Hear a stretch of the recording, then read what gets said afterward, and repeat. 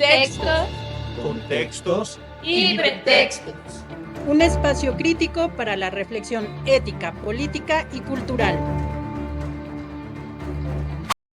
Hola, ¿qué tal? Estamos nuevamente en un programa más de textos, contextos y pretextos.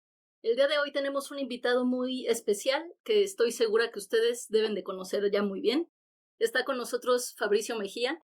Hola. Muchas gracias. Muy buenas tardes, días o noches, a la hora que lo vean, ¿no? Así es.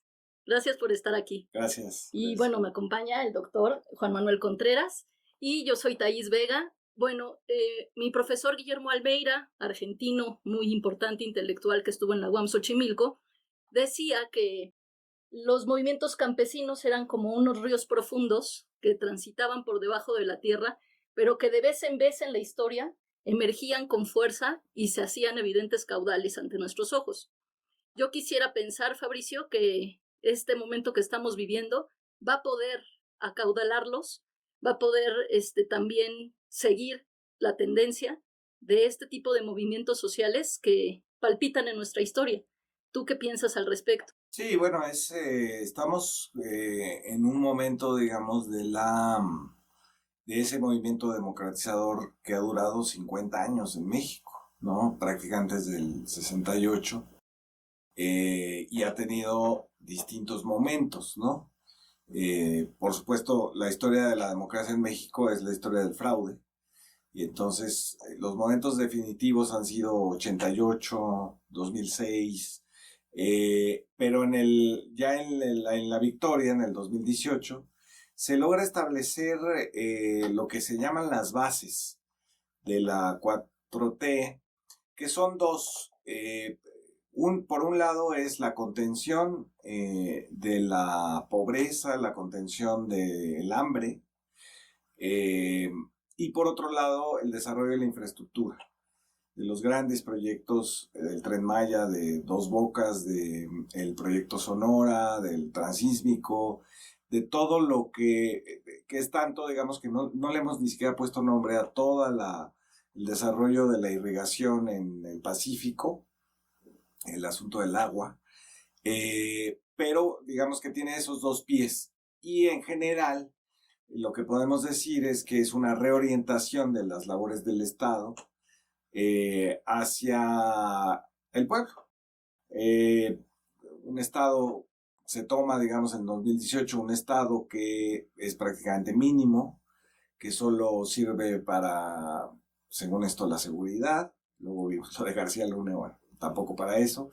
Pero, digamos, en el último tramo del neoliberalismo, que fue durante Enrique Peña Nieto, pues fue un saqueo descarado, una entrega ya ni siquiera al capital financiero, que sería el gran beneficiario de todo el neoliberalismo, sino también a las empresas eléctricas españolas, canadienses, italianas, etcétera. Ya era, digamos, la entrega de lo último que quedaba de la propiedad del Estado en México.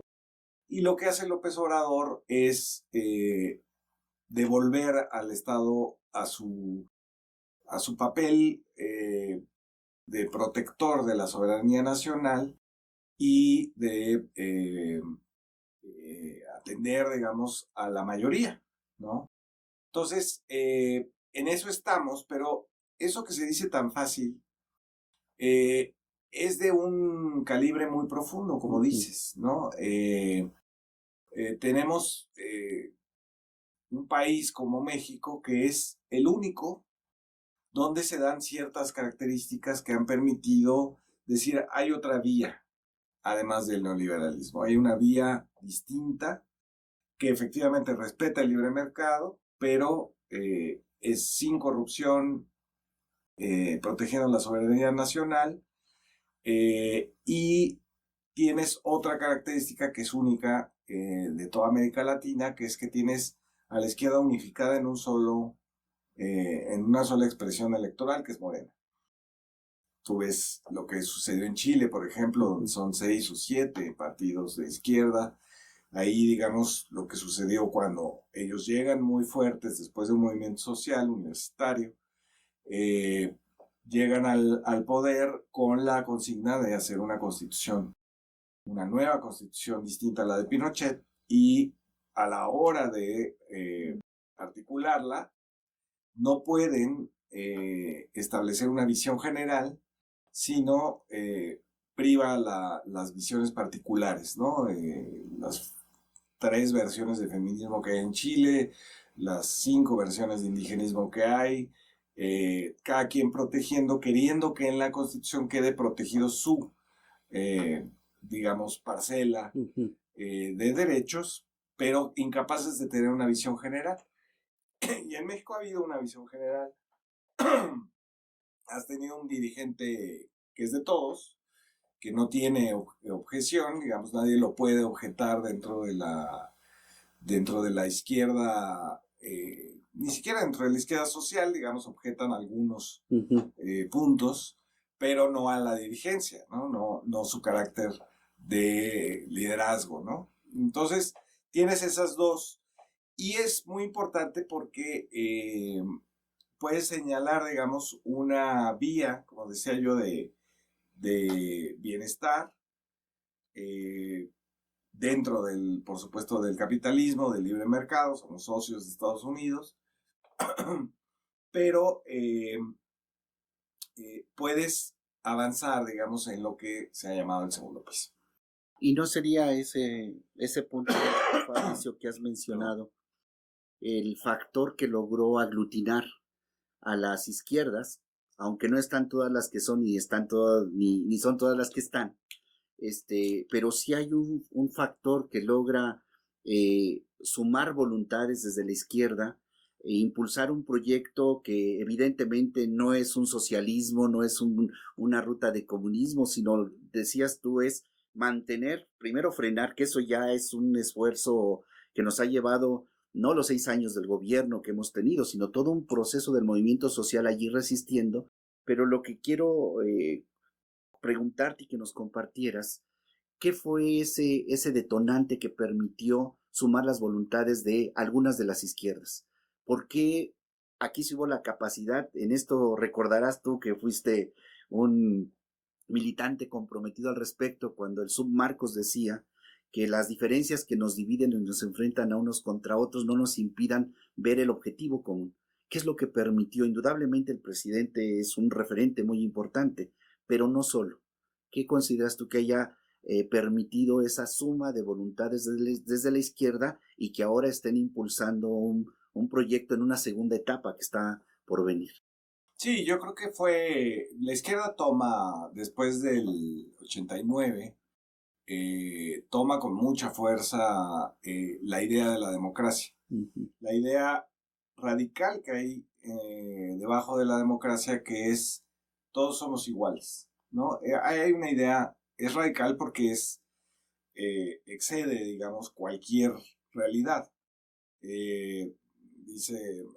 Decían los franceses cuando hicieron la Declaración de los Derechos del Hombre y del Ciudadano, los hombres nacen, que debió de haber sido hombres y mujeres, pero bueno, los hombres nacen y se mantienen iguales.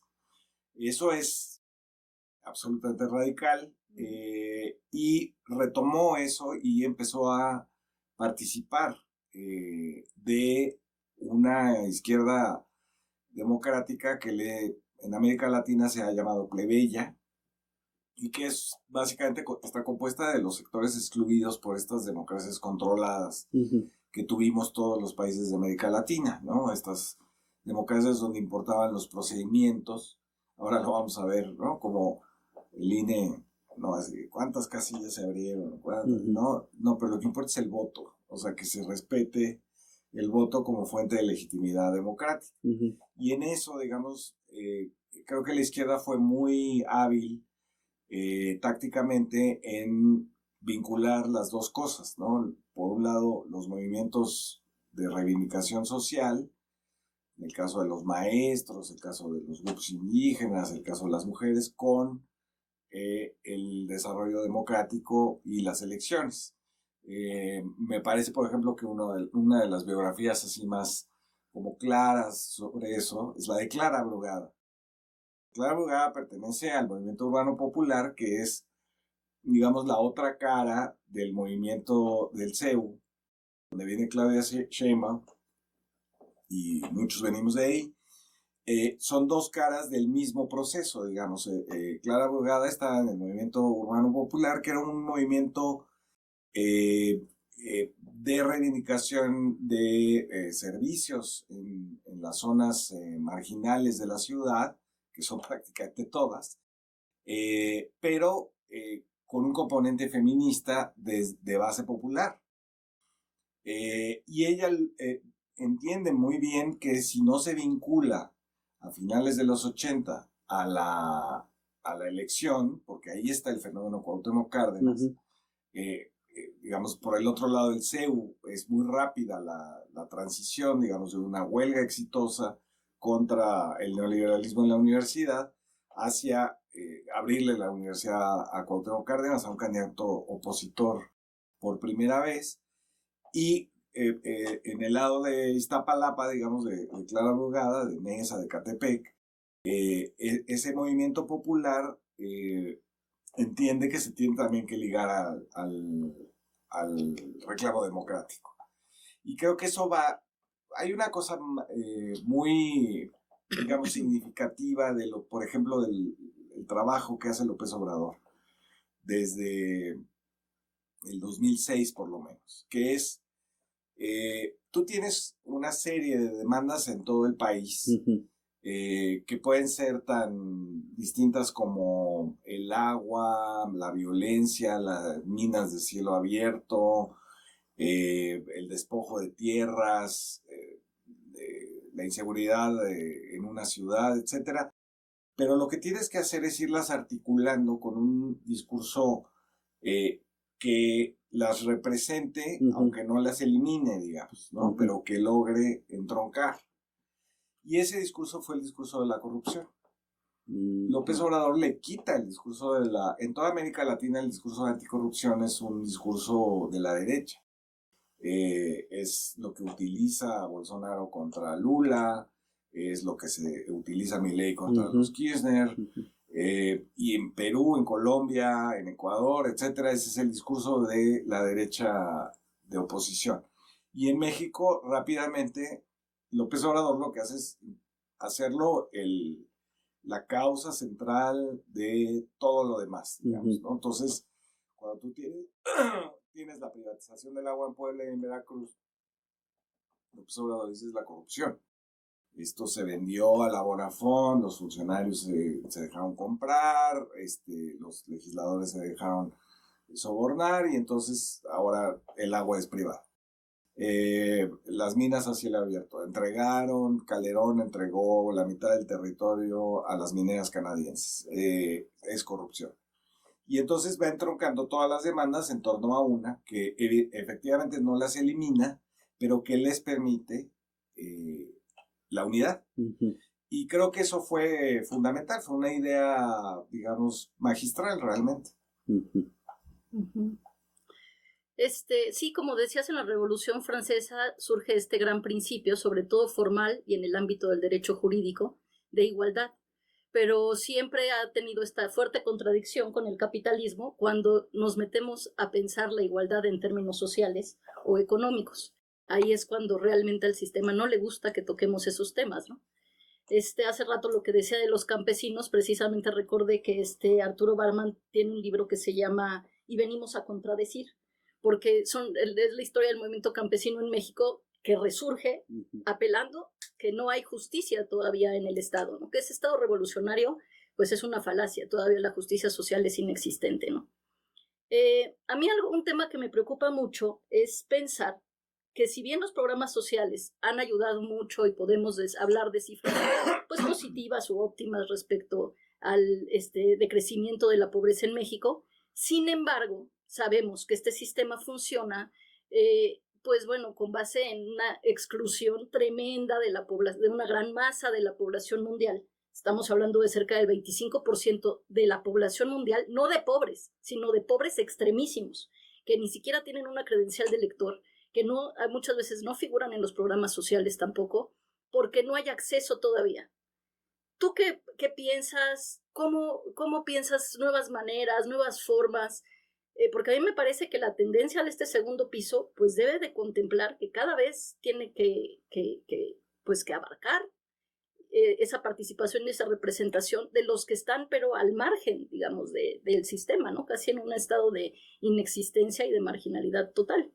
Sí, yo creo que, digamos, se han planteado varias maneras de ampliar, ¿no? Esta contención de la pobreza. Uno de los que me parece más afortunados es el Sistema Nacional de Cuidados. Creo que ahí, digamos, si ya tienes esta población que en su mayoría es de mujeres haciendo un trabajo no remunerado y tú se los remuneras, creo que ahí amplías muchísimo la contención de la desigualdad y también reconoces, hay un reconocimiento social de todas esas personas, los millones de personas que están cuidando a alguien, ¿no? A un niño, a un enfermo, a un anciano, es decir, le das un reconocimiento social, pero también le das una incorporación a la economía vía las tarjetas del bienestar, que fue un poco lo que eso hay que ampliarlo también, ya se ha propuesto también lo de las becas para estudiantes. No solamente es el dinero el que estás dando, sino el reconocimiento social. Es decir, tú lo ves en los chavos que están de aprendices o que están con las becas para estudiar, porque eso la derecha dice es que no trabajan, no, tienen que trabajar y tienen que estudiar, o sea, es a cambio de eso. Pero bueno, ya al final la derecha ya cayó en cosas ya ridículas, ya antes había saludado a la mamá del Chapo, el presidente, ahora ya la abrazó, bueno, pero bueno, el Sistema Nacional de Cuidados, las becas, etcétera, van ampliando el espectro del reconocimiento social. No solamente es un asunto económico, digamos, esto me gustaría que fuera, ser enfático en esto. No es solamente esto que dicen sí, se amplía la base de los consumidores. Sí, ese es un efecto, digamos. Pero el reconocimiento social que le da el Estado a estas mujeres que hacen los cuidados, a estos estudiantes que quieren seguir estudiando, a los aprendices que quieren trabajar y aprender un oficio, etcétera. Incluso con los campesinos, digo, hace más de 40 años no se daban precios de garantía a las cosechas o apoyos para los pescadores, etcétera. Es decir, hay programas que tienen que ser expandidos, pero digamos que la ruta ya está trazada, digamos, todo eso va reconociendo socialmente y va expandiendo la idea de la ciudadanía. Andrés Manuel lo hizo muy claramente con los migrantes, por ejemplo, ¿no? Al decir esto de las remesas, les da un papel y ahora están incorporados plenamente a la democracia mexicana, ¿no? Va la candidata Xóchitl y bueno, hay una protesta, se organizaron para ir a votar, reclamaron al INE que los hubieran sacado. Es decir, ese reconocimiento no es para incorporarlos a una ciudadanía, que esa es la base, digamos, de lo que tiene que ser la cuarta transformación. No, es decir, el periodo en el que López Obrador, por su historia, por quién es López Obrador, era el que, digamos, diseñaba todas las políticas, todas las jugadas, porque también eso es importante, cómo presentó las cosas, en qué momentos las presentó y cómo fue ganando, digamos, a pesar de que tenía todo en contra. Ese periodo, digamos, termina con la llegada de Claudia Sheinbaum y ahí hay que aprovechar la característica del obradorismo o de la 4T, que es un enorme movimiento que se manifiesta en elecciones, también se manifiesta en indignación moral, digamos, en condenar ciertas cosas, es un movimiento que revisa lo que hace el gobierno y lo que hace el partido. Y el partido es un instrumento nada más electoral, se ha convertido en eso, en un instrumento electoral. Yo creo que está bien que haya un brazo electoral dedicado a eso. Y tienes este movimiento que vigila todo el tiempo lo que se hace, critica y se expresa. Creo que eso hay que enraizarlo más, profundizarlo más. Paulo Freire hablaba de la pedagogía de la esperanza. Yo creo que eso es fundamental. Yo creo que tiene que ser un movimiento, ya lo es uno de los movimientos más informados que se tienen en el planeta en términos políticos, pero hay que profundizar eso, de tal manera, digamos, que puedas tener una manera de reaccionar ante las cosas que se van a venir, que es por supuesto una confrontación con Estados Unidos, por supuesto una confrontación interna con el aparato judicial y los medios de comunicación, y tienes que tener, no hay manera, digamos, de ganar una de esas si no tienes gente en la calle.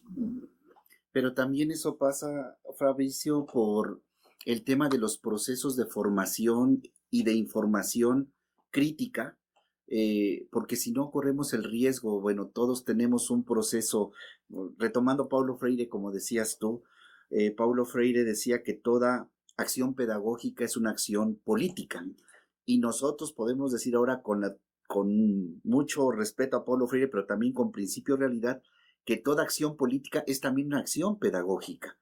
Y mientras no logremos todavía como transitar, mi preocupación es el tema de las estructuras. No basta, es necesario, pero no es suficiente tener personas, representantes, dirigentes que tengan una vida intachable de principios éticos, de compromiso, de lucha social.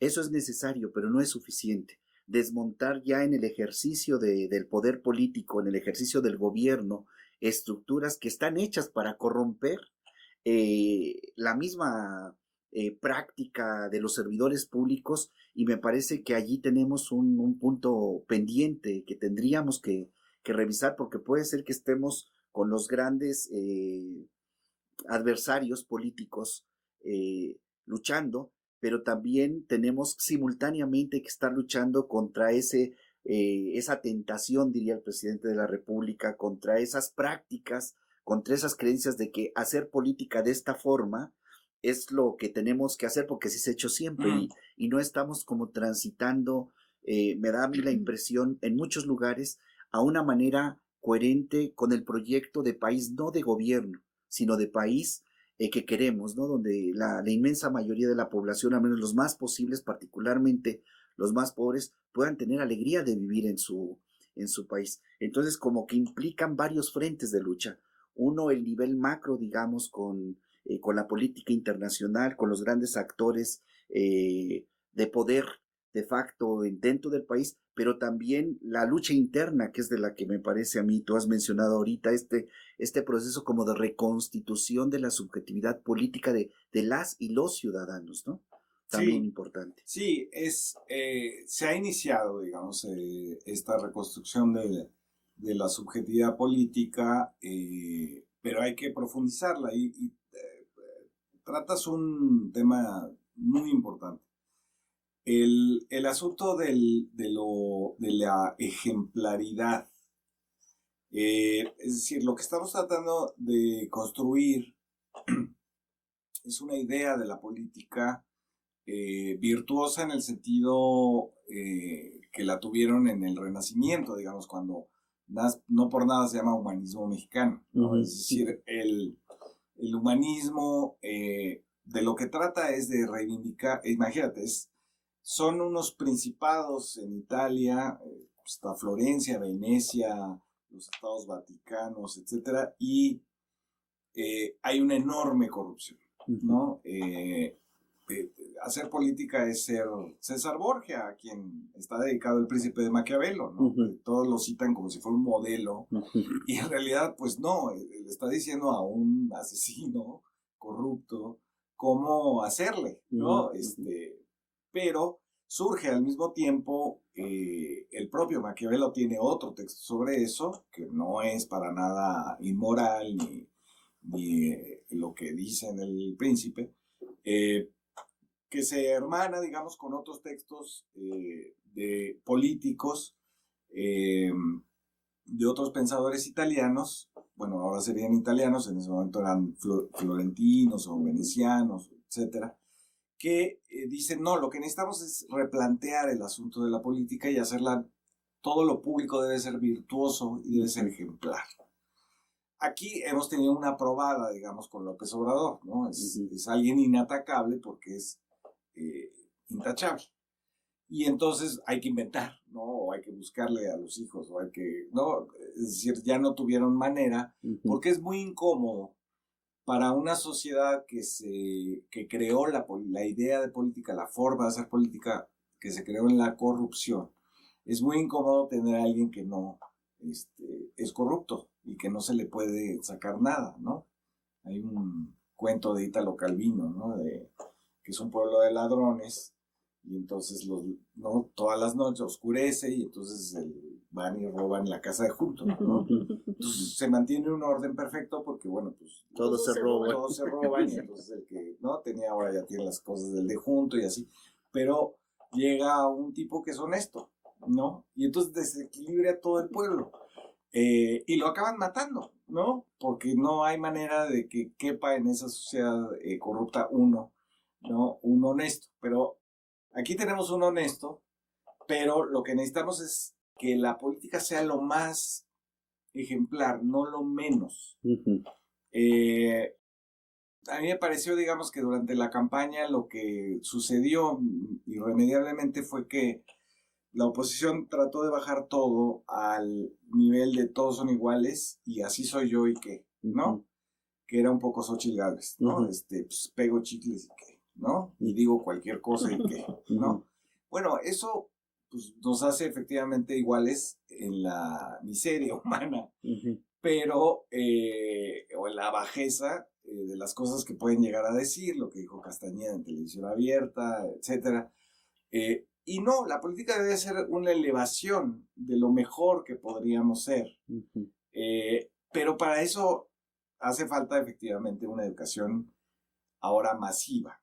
El asunto con el humanismo en el Renacimiento es que el príncipe del que gobernaba, las familias que gobernaban dicen, a ver, tienen que ser honestas, no maten, no envenenen a sus opositores, etcétera. Y esto tiene que ser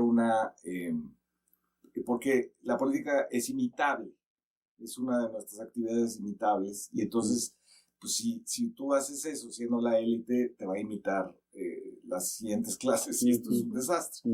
Entonces, ahora no, ahora de lo que se trata no es de educar a la élite, que ya es ineducable, según yo, hay que ver a Claudia X, sino a todos, a las masas, ¿no? Y decirles, ustedes deben de ser honestos, deben de comportarse con valentía, con dignidad, etcétera, de tal manera que vayas aislando a los ladrones, ¿no? Pero eso implicaría necesariamente un desmontaje conceptual, ¿no? Por ejemplo, ¿qué entendemos por política? ¿Qué entendemos por poder? ¿Qué entendemos por participación? ¿Yo por qué me tendría que hacer cargo del asunto público si no es mi asunto? Me han dicho siempre y he vivido siempre que primero yo, luego yo, al último yo, y si sobra yo, y salir adelante yo y mi grupo, mi familia, ¿no? Entonces, ese desmontaje no es nada fácil, también es... No, yo lo acabo de ver en la Universidad Nacional, en la Facultad de Ciencias Políticas. Me pareció sorprendente, me entristeció mucho porque no era así en mis tiempos, digamos, ¿no? O sea, sí había una idea colectiva de la política, ¿no? Pero ahora los chavos decían cosas absurdas como, es que no me representa, pues no tiene que representar a ti en lo individual, ¿no? Tienes que tener una idea colectiva y eso es lo que se representa, ese proyecto. Pero estudian ciencias políticas y no saben eso, pues ha hecho mucho daño esta idea de que vivimos aislados, que somos individuos aislados. Por ejemplo, esta idea que yo he criticado mucho de que el yo, ¿no? Es una cosa que te sale, ¿no? Espontáneamente, quién sabe cómo, y está llena de instintos, miedos, pasiones, no sé qué. No, eso no te sale de ti mismo, es en comparación con los demás siempre, ¿no? El deseo no es un deseo tuyo, es el deseo del otro que tú deseas. Y entonces hay una... subjetividad. Desde el inicio, la subjetividad es una interconexión, es una convivencia, ¿no? No existe tal cosa como un individuo aislado. Y entonces, pero eso ha hecho mucho daño, ¿no? Y entonces ver la política como un asunto de si me conviene voto, pues es un absurdo, o por lo menos es un absurdo para nosotros, ¿no? Tienes que tener en cuenta un imaginario del país al que perteneces, de la gente que no vas a conocer en tu vida, pero que estás preocupado por su futuro, su destino, ¿no? Y así vas y pagas impuestos y dices, esto va a servir para alguien que no voy a ver en la selva de Quintana Roo, pero que se va a beneficiar, produce miel y que se va a beneficiar del transporte con el Tren Maya, ¿no? Claro. Entonces tienes que tener esa idea. El neoliberalismo lo que hizo, y lo dijo Thatcher con todas sus letras, no hay tal cosa como la sociedad, si acaso hay familias. Y entonces se desmonta, digamos, la idea básica de la política, que es actuar en colectivo para beneficio común. Y se convierte en una cosa individual donde es eso, ¿qué me vas a dar? ¿Qué voy a sacar? ¿Me conviene, no me conviene? Este cálculo nos enseñaron, ya llevamos muchas generaciones calculando absolutamente todo en nuestras vidas, desde la perspectiva individual hasta el matrimonio, ¿no? Me conviene, ¿no? Costo-beneficio. Y se perdió, digamos, la idea de la generalidad, de la universalidad, no de la excepcionalidad, ¿no? Y entonces, eso hay que reconstruirlo. Y eso, ¿cómo se hace? Bueno, no es una pedagogía como tal, digamos, donde Maquiavelo escribe un libro y entonces lo lee la élite y entonces se comporta de esa manera. Sino, hay una cosa muy importante que es, hay una diferencia entre comunicar y transmitir. Comunicar es lo que estamos haciendo ahorita, pero la transmisión es una transmisión, es lo que se hace a lo largo de las generaciones, es lo más profundo, digamos. Y son estas cosas.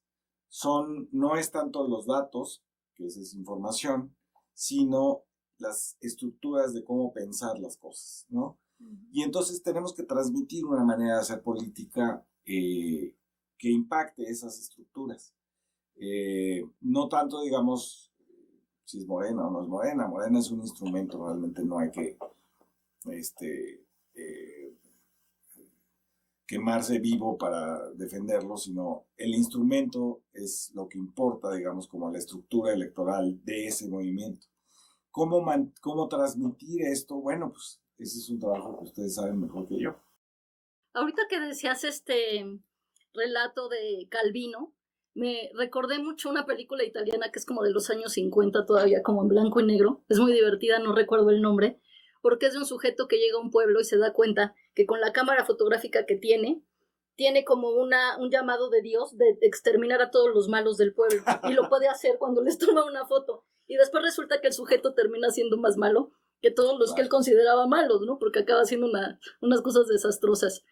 Este es el riesgo, me parece, de una tendencia negativa que puede tener la izquierda, que si no está contemplando su verdadera misión, que es encauzar justo esto hacia la izquierda verdadera, hacia la contemplación de todos esos grupos vulnerables que han quedado al margen, pues entonces puede ocasionar realmente un gran mal.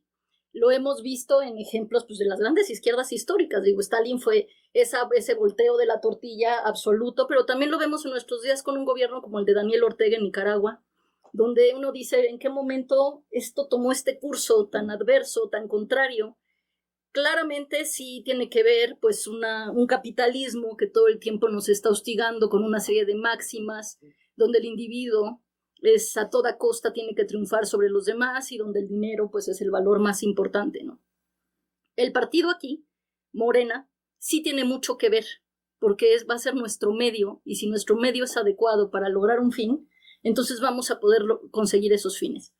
Aquí la cuestión es, ¿qué le puedes decir a la militancia, a quien milita, a quien tiene un poco que cambiar esta visión, porque la corrupción no es nada más tomar dinero, o no es nada más tener una ganancia económica. La corrupción justo también puede ser esta búsqueda de reconocimiento del amiguismo o el clientelismo, y yo que estoy aquí te meto amigo y tú participas, y entonces empieza a ver la política más bien como una trayectoria profesional que termina siendo como, pues sí, esta cuestión de la meritocracia y de tener también mayor ganancia económica. Exacto, eso es lo que hay que combatir, digamos, ¿no? La política tiene que ser un servicio y no como dices tú, una carrera profesional, ¿no? Los profesionales del plurinominalismo y de los puestos burocráticos en el partido. El problema con el partido en general, digamos, el modelo del partido es que tiende a eso, ¿no? Tiende a burocratizarse, tiende al grupismo y es muy difícil de combatir porque finalmente es una estructura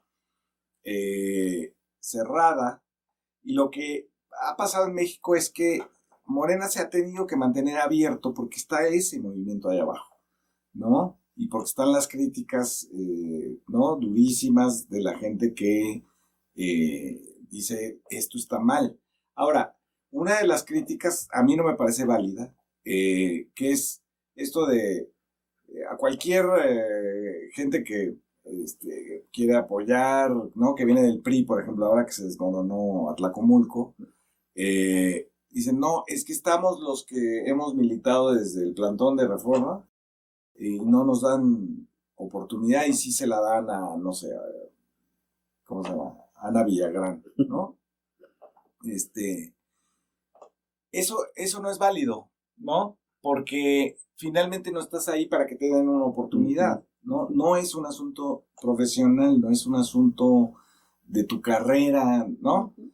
De político, ¿no? Sino que tiene que ser un servicio en el cual tú aportas las cosas propias de tu actividad profesional, que es otra. Y entonces me parece pues que no es válida ese reclamo. Deben de ser más insistentes en los reclamos morales, ¿no?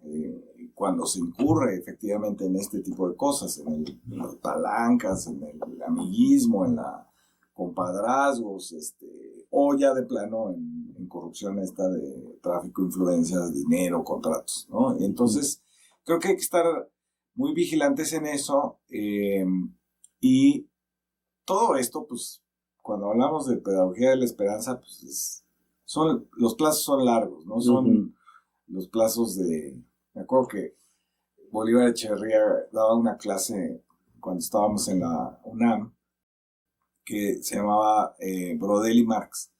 Y entonces me acuerdo que Bolívar hablaba mucho de qué estaban escribiendo Brodel y Marx. Pues estaban escribiendo de largo plazo. Brodel escribía del Mediterráneo, ¿no? Imagínate eso, ¿no? O sea, desde los comerciantes fenicios, no sé qué, eran los largos plazos del Mediterráneo. Y Marx estaba escribiendo del capitalismo, ¿no? Los largos plazos desde que empezaron los bancos en Florencia hasta las fábricas en Londres. Pasaron siglos y siglos, y de lo que está hablando es tratar de retratar ese tramo de la historia que es muchísimo para los individuos, pero que son estos cambios de largo plazo. Ahora, lo que tenemos en México, y que me parece que no hay que soslayar, es que ese río profundo, que es democratizador, ya tiene 50 años ahí, ¿no? Y que ha surgido cada vez que ha sido necesario. Y esto va a seguir, digamos, aunque electoralmente en 12 años vuelva a ganar el fascismo, ahí tendremos ese movimiento democrático, esas experiencias democráticas, esta cosa increíble que sucedió, que es que cuando estábamos, o sea, ¿qué quiere decir hagamos historia? Cuando estábamos en el presente, sentíamos que estábamos haciendo historia porque de pronto todo lo que se había hecho que parecía una derrota, parecía posible en ese presente, ¿no? Los Enrique Krauses dijeron, no, es muy temprano para decir que esto es una cuarta transformación. No, la estamos viviendo y así la denominamos, porque está haciendo sentido todo lo demás desde el 68 para acá. Entonces, esa corriente, digamos, profunda, incluso el propio relato de la memoria, es decir, la diferencia entre recuerdo y memoria es, ¿no? Un recuerdo es ¿no? Así yo me acuerdo que, ¿no? Dejé aquí las llaves, pero la memoria es atar los recuerdos que tengan un sentido. Colectivo.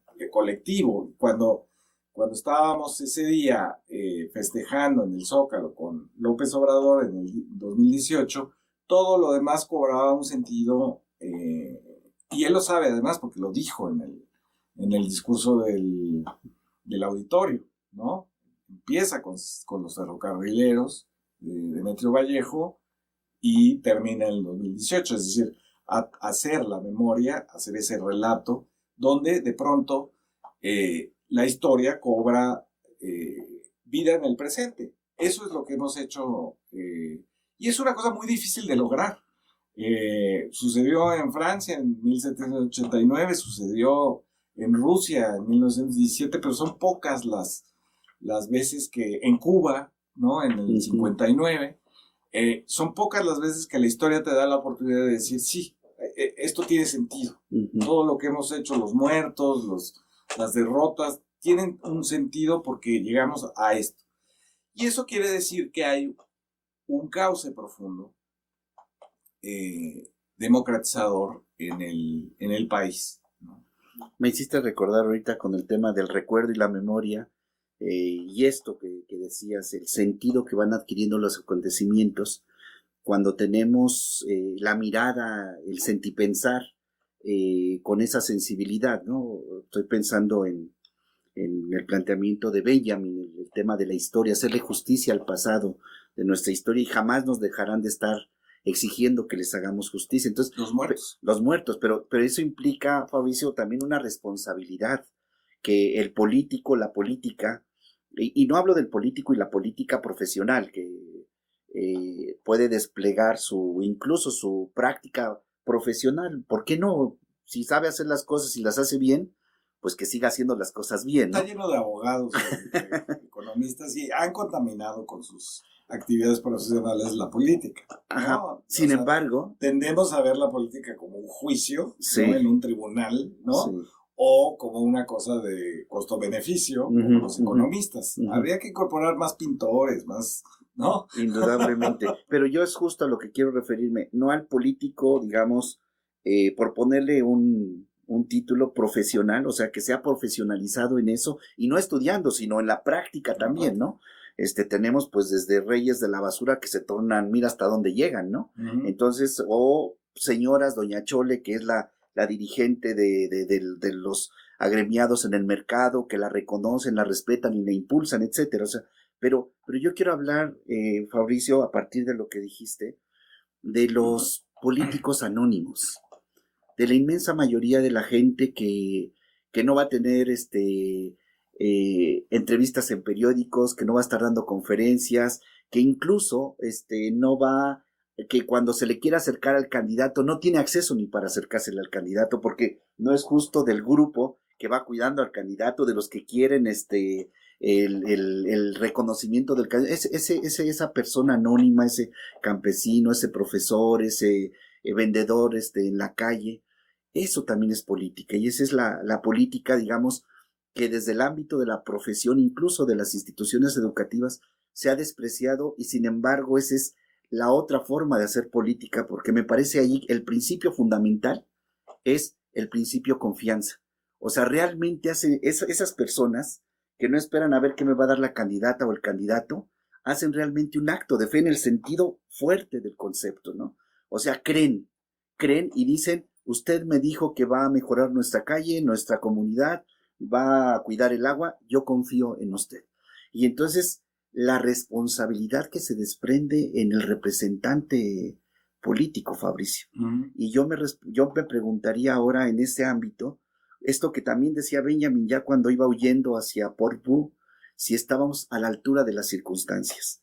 y qué tipo de hombre y de mujer profesional de la política, pero también el político y la política cotidiano, tenemos como que engarzar esos dos puntos para que haya una fuerza que permita cambiar esta práctica tradicional de política por una práctica popular, crítica, cotidiana de la necesidad de las personas. Eso a mí me parece que ese es una de las de los motores de la política, ¿no? Estos personajes que dejan, ¿no? Que ocupan una parte de su tiempo libre que lo podrían usar en cosas privadas, digamos, ir al cine o estar con su familia, etcétera, dedican un momento a pegar carteles, a pintar una barda, porque genuinamente creen, efectivamente, y creer siempre va a ser creer en algo, pero también va a ser creer en alguien. No hay manera de creer en algo sin creer en alguien. Uh-huh. Y porque finalmente lo que es ejemplar en la lección moral, digamos, no es no lo puedes ver. Si tú quieres ver quién es honesto o valiente o íntegro, no vas al diccionario a buscar qué quiere decir valentía e integridad, sino que te platican una historia de alguien que era íntegro o de alguien que era honesto o de alguien que era valiente. Uh-huh. Y en función de eso tú te identificas, uh-huh, o no. Y entonces, bueno, no, yo soy, ¿no?, cobarde, ¿no? O sí soy medio corrupto.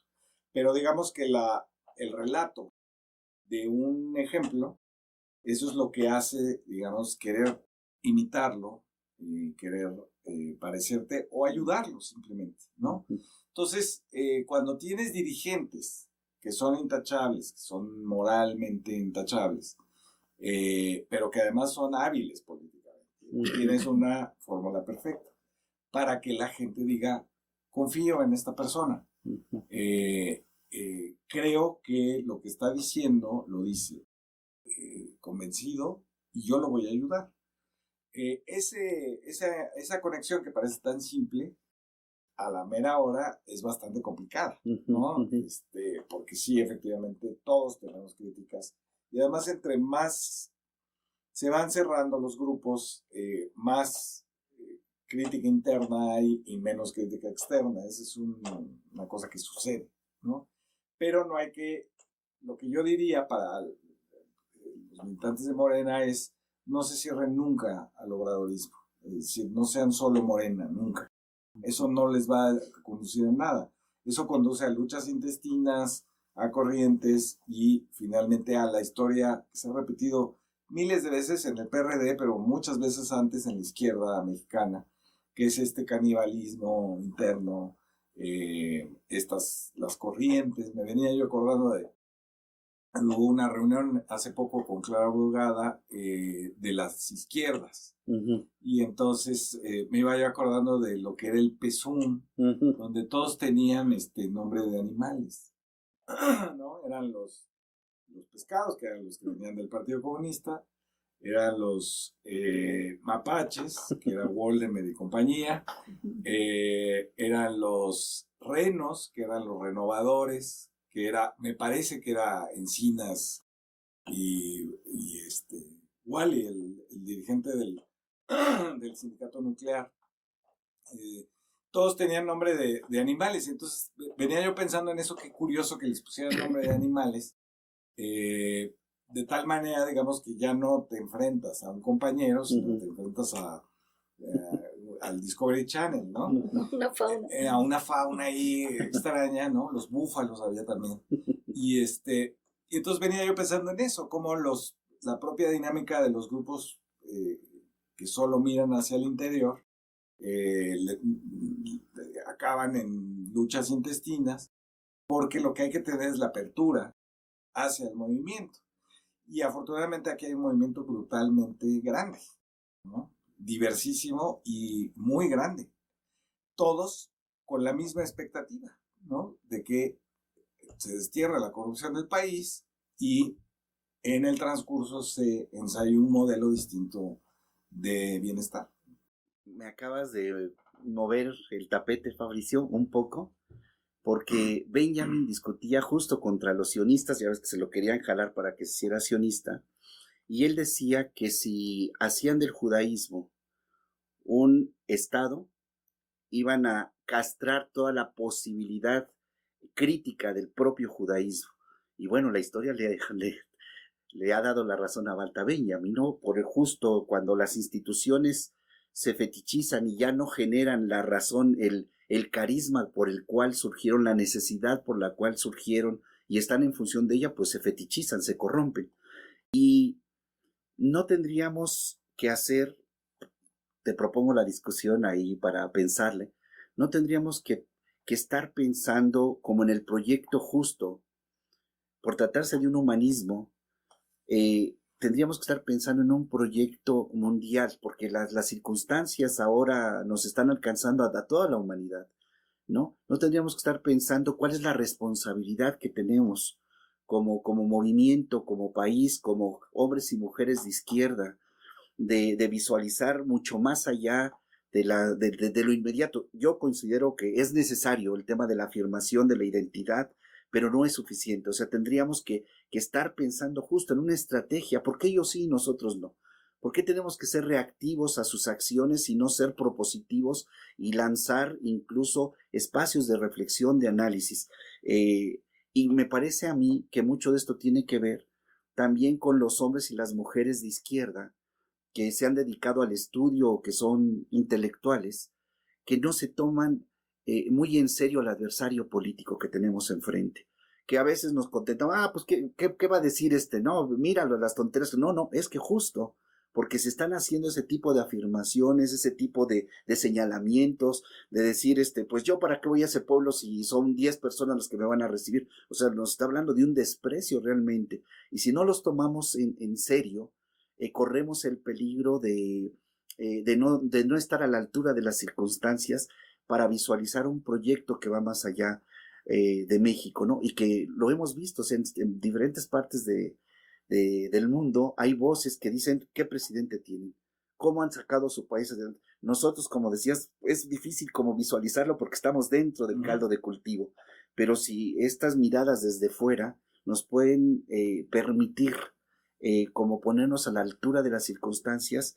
Y bueno, una cosa que yo te reconozco a ti mucho es que te tomas muy en serio al adversario político, que le tomas el concepto, se lo desmontas y dices, muestras la contradicción del uso del concepto y el uso mañoso e ideológico que tiene esa categoría o ese concepto, ¿no? Entonces, como también asumir la parte de responsabilidad que le toca al movimiento de izquierda en una coyuntura que ya no es solamente local, sino continental y mundial en última instancia, ¿no? Sí, yo creo que hay que tratar de enlazarse, conectarse con los movimientos que hay en América Latina y en la propia España, es decir, hacer como el espejo de lo que están haciendo ellos, ¿no? Es decir, tú tienes en Estados Unidos, bueno, pues están los migrantes, en España están Podemos, y en América Latina pues están los movimientos de la izquierda, digamos que está en elecciones, el correísmo, el kirchnerismo, el Lula y el PT, Petro en Colombia, etcétera, y una serie de intelectuales que efectivamente no, yo sí los leo, pero efectivamente no llegan a México, ¿no? Por ejemplo, está el caso de la gente que estaba en torno a Jorge Alemán, este filósofo argentino, ¿no? Que son pues unas feministas como Luciana Cadaya, que lo mismo habla de Colombia que de Argentina, que de Uruguay, etcétera, porque se la pasa viajando entre universidades y tiene una visión mucho más continental de lo que es la izquierda, ¿no? Entonces deberíamos de conectarnos efectivamente con todos ellos porque estamos enfrentando un enemigo internacional. Ay, pues ha llegado al final nuestra conversación. Muchas gracias. Al contrario, muchas gracias a ti por haber estado aquí. Pues muchas gracias, Fabricio. Esperemos que no sea la primera, sino que haya más espacios para discutir sobre el profesor Bolívar Echeverría, Adolfo Sánchez Vázquez, el profesor Enrique Dussel. Sobre Dussel, ¿no? Hay temas pendientes. No, pues muchas gracias a ustedes y nos estaremos viendo por aquí. Gracias. Textos Contextos y pretextos. Un espacio de reflexión desde las teorías críticas.